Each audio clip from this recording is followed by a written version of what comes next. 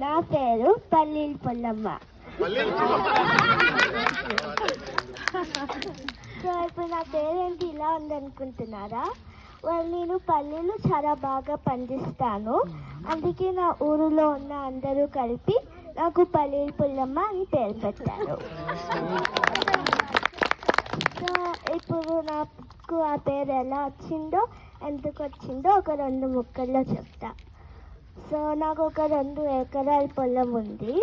అందులో నేను ఎప్పుడు పల్లీలే పండిస్తాను, ఎందుకంటే నాకు పల్లీలు చాలా ఇష్టం. ఇప్పుడు ఎలా పండియాలో చెప్తా.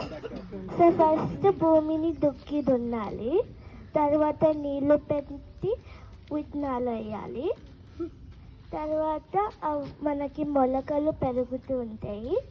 అవి పెరిగేటప్పుడు కొన్ని కలుపు మొక్కలు కూడా వస్తాయి.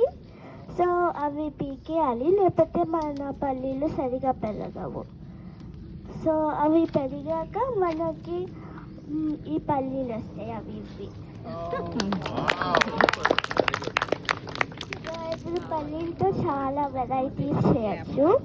లైక్ మనం పల్లీ చట్నీ చేసుకోవచ్చు, లేకపోతే పల్లీ పొడి చేసుకోవచ్చు. అలా చాలా వెరైటీస్ చేయొచ్చు.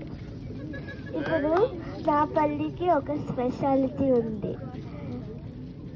అసలు ఎవరు తిన్నా ఆహా ఓహో అంటారు.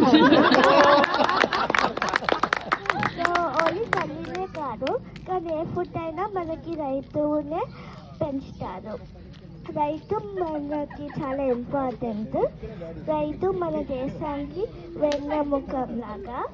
So that's why we should save food, save farmer and save India. ధన్యవాదాలు.